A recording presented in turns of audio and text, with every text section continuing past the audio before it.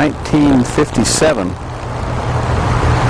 I was about 16. A couple of guys, I was a lifeguard, and a couple of guys from California came out, and the lifeguards had been surfing a little bit with a couple surfboards that they owned, and they bought the lifeguard corps. And that summer, these two guys came from California, and they were riding parallel to the beach. You know, they were riding the curl, or trying to, you know. It's like overnight. They just transformed everybody, because everybody could see that it could be done, but we just never thought of it before. And instantly, everybody was doing that, but everybody was only about 14 people in Daytona. And I remember a number of times we talked about, wouldn't it be cool if we got everybody in Florida could have gone out at the same time, we could all catch the same wave. And it literally could have been done if we just had been able to get together. But from Cocoa to Jacksonville, there probably weren't more than 30 people that were surfing. And so I went out there at Christmas time and met Greg Nolan. He shaped a blank for me, and they sold me the materials to bring that blank back and make it myself and glass it myself, which I did. And a number of other people wanted me to do that, so I ordered the materials for 4 surfboards, and I was going to build those surfboards and sell them to these guys.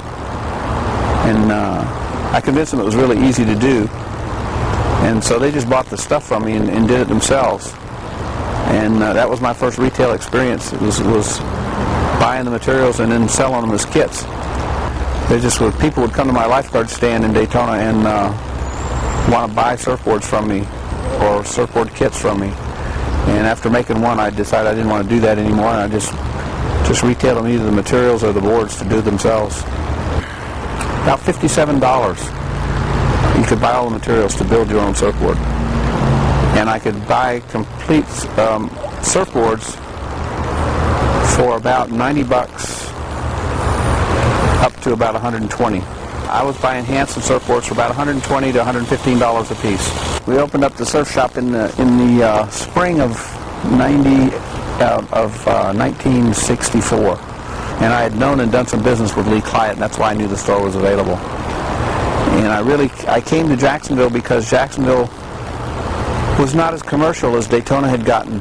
I moved up here and I brought about 25 surfboards with me. Most of them were made by a company out in California that made a line of pop-outs, Tikis, Ten Toes, and Venturas. And when I say pop-outs, these were molded blanks that were fiberglassed. And then the Ventura, which is the top of their line, was actually a hand-shaped blank, and then they'd glass it with their best glass jobs.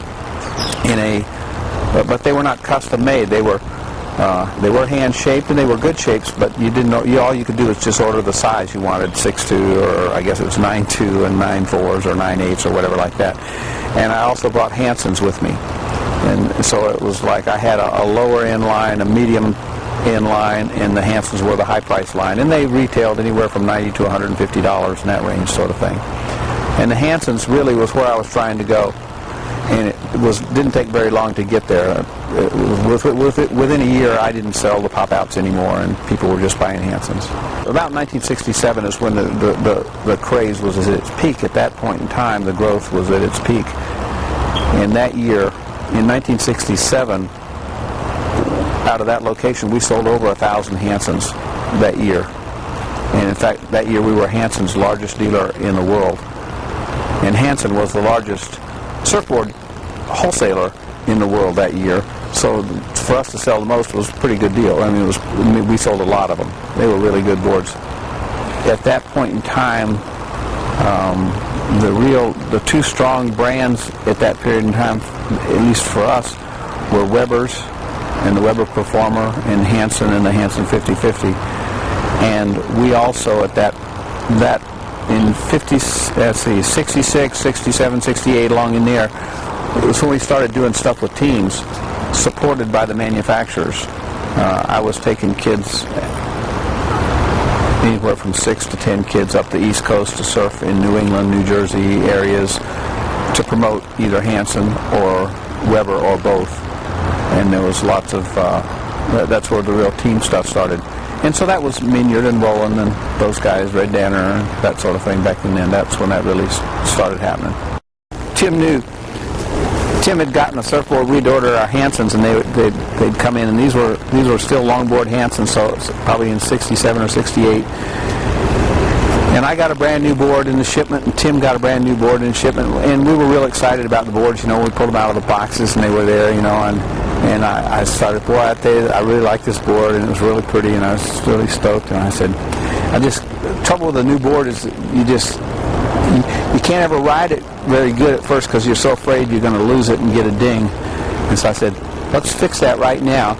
And I took my board and I picked up a screwdriver that was used to put the fins in because I had the fin screws. And I took it and I stabbed it right through my brand new board, right through the decal. And I said, now I won't have to worry.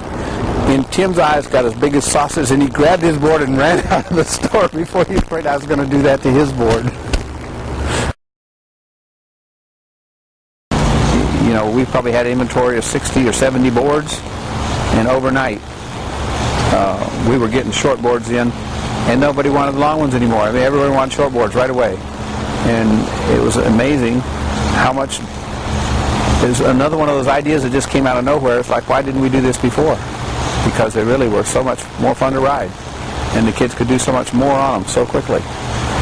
And it's almost as amazing as it is today to see as many longboards in the water as you see today. I mean, a lot of guys surfing longboards today, and it's a different style of surfing.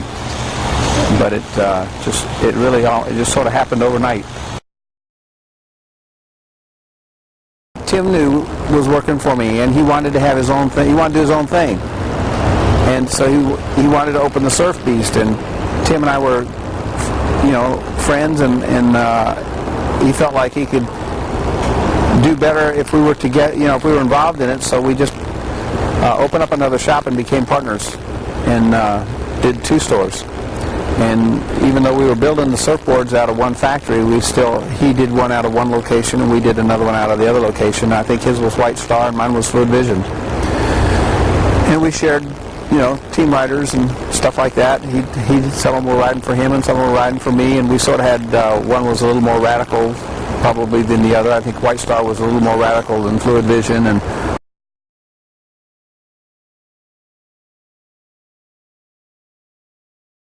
the water weapons thing, you know, making surfboards, having somebody else make them was just the right thing to do. And I think, if I had to guess, I'd lay Water Weapons' name on Tim New. I think Tim probably came up with it. He was always messing around with graphics and coming up with neat logos and decals and stuff. And Water Weapons was one that I liked, but I think it was his idea. And Mike McGuire just was somebody that you know, he was teaching school, knew the kids, and he was surfing, and just got to know him, and he got involved in working with the team and just enjoyed doing stuff with the kids.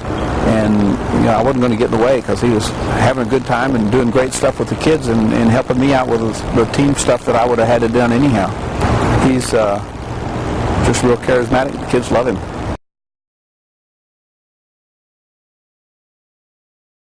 In the College of Education at the University of Florida, and one of these deans, you walk in the door, and here's this picture of this guy in this academic robe, you know, real stern looking, you know, and it's obviously some motto that he had. It says, do at least one thing extremely well. And that's been a goal of mine, and I don't think I found it yet necessarily. One of my goals was to be a really good father. One of my goals is to be a really good husband. But somewhere, you know, everybody needs to be able to look at their life and know, this is one thing I was really good at. And I know it, and there's other people that knew it too. And if you look at your life as a series of opportunities to have that, to do at least one thing extremely well, you're going to have a lot of things that you've done pretty well along the way.